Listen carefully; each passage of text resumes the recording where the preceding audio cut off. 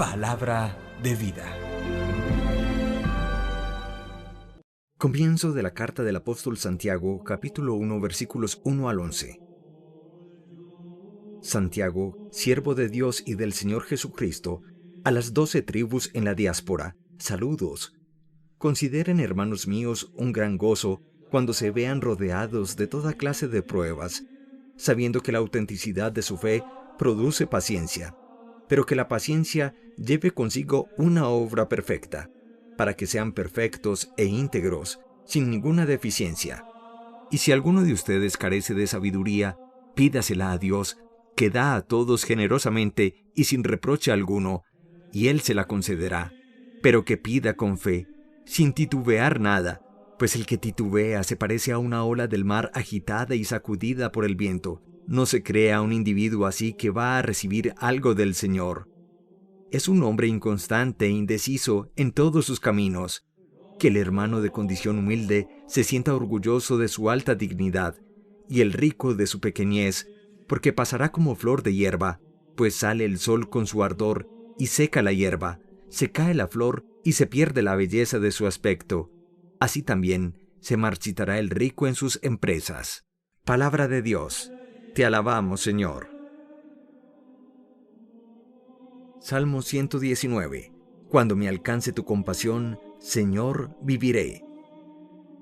Antes de sufrir, yo andaba extraviado, pero ahora me ajusto a tu promesa. Cuando me alcance tu compasión, Señor, viviré. Tú eres bueno y haces el bien. Instrúyeme en tus decretos. Cuando me alcance tu compasión, Señor, viviré. Me estuvo bien el sufrir, así aprendí tus decretos. Cuando me alcance tu compasión, Señor, viviré. Mas estimo yo la ley de tu boca, que miles de monedas de oro y plata.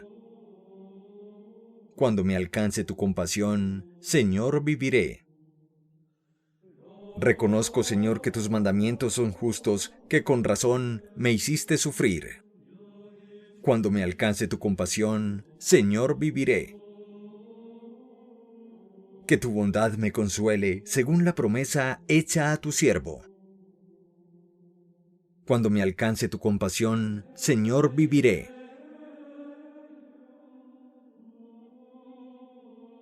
Del Santo Evangelio según San Marcos, capítulo 8, versículos 11 al 13. En aquel tiempo se presentaron los fariseos y se pusieron a discutir con Jesús, para ponerlo a prueba. Le pidieron un signo del cielo. Jesús dio un profundo suspiro y dijo: ¿Por qué esta generación reclama un signo? En verdad les digo que no se le dará un signo a esta generación. Los dejó, se embarcó de nuevo y se fue a la otra orilla. Palabra del Señor. Gloria a ti, Señor Jesús.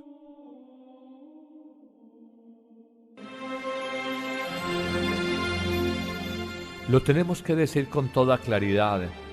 Jesús no pudo con los fariseos. No se los pasaba ni con un vaso de agua y 2 Alka-Seltzer. Algo se le hacía un nudo en la garganta, pero no podía con la dureza de su corazón, con la cerrazón, la terquedad de sus puntos de vista, que aferrados en sus falsas seguridades religiosas y en un aparente cumplimiento de la ley religiosa, no acogían la misericordia y el espíritu revolucionario que Jesús viene a traer al mundo. El Evangelio de hoy, tomado del capítulo 8 de San Marcos, nos narra precisamente cómo los fariseos, discutiendo con Jesús para ponerlo a prueba, le piden un signo en el cielo. Jesús, quizás un poco incómodo, Jesús, quizás un poco cansado, Jesús, quizás un poco extrañado, genera un profundo suspiro.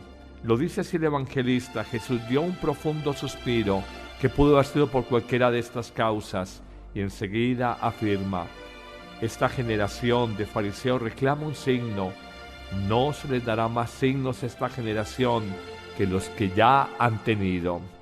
Constata Jesús la terquedad, la cerrazón y descubre que no hay peor ciego que el que no quiere ver, que no hay peor sordo que el que no quiere oír, o ve o escucha aquello que le conviene, que le interesa ver o escuchar.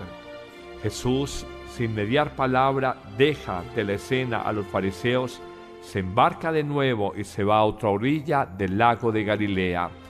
Rechaza como esa actitud prepotente, racionalista, de aquellas personas que dan palo porque boga y palo porque no boga. Si hace milagros es con el poder de Belcebú, y si no hace milagros es porque simplemente no es el Mesías esperado de Dios. En esa línea está muy bien entroncada la lectura en el comienzo de la carta del apóstol Santiago, cuando nos dice que nos tengamos por muy dichosos cuando en la vida tengamos pruebas. No nos sintamos mal cuando seamos probados. Y enseguida, en una segunda idea o desarrollando esa primera idea, afirma: la prueba nos dará constancia, y la constancia hasta el final nos hará íntegros sin falta alguna. Luego dice, en esa línea de la fe de la que carecían los fariseos, tenemos que pedir con fe la sabiduría de Dios, y esa sabiduría hay que pedirla sin titubear lo más mínimo, porque quien titubea, quien duda, quien tiembla, se parece al oleaje del mar, sacudido y agitado por el viento. En el fondo, Santiago, que es el paradigma, el adalid de la fe acompañada con obras, nos muestra que a Dios solo se puede acceder por una fe confiada y profunda. Ya nos lo había dicho la carta a los Hebreos en el capítulo 11, cuando dice: solo agradamos a Dios si tenemos fe.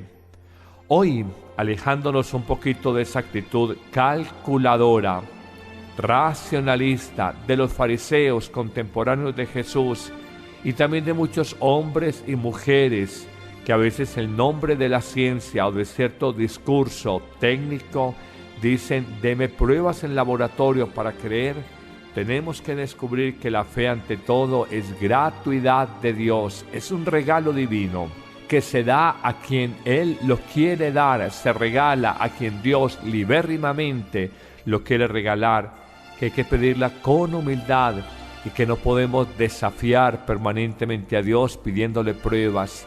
De hecho, si pedimos constataciones para creer que Dios actúa en nuestra vida, ya no sería fe, sino simplemente una lógica humana que se apoya en esa constatación, un hecho extraordinario en el cual decimos: ahora sí puedo creer.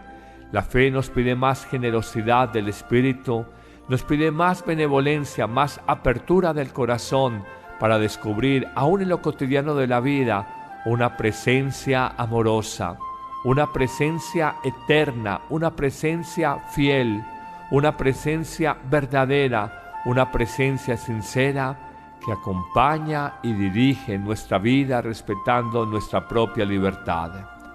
Señor, cuando me alcance tu compasión viviré. Ten compasión en mis dudas y desesperanzas. Ten misericordia en mis momentos difíciles de miedos y cobardías. Hazme una fe luminosa para que no hagas el reproche que hiciste a los fariseos hace 2000 años. No se les dará más pruebas a esta generación, y salir tú y marcharte a la otra orilla del lago. Señor, mi vida misma es prueba fehaciente de la fe que has sembrado en mí.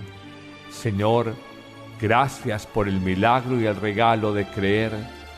Dame la gracia de permanecer y perseverar con una fe muy viva, una fe fuerte, una fe madura que sepa sobreponerse a las diferentes pruebas de la vida.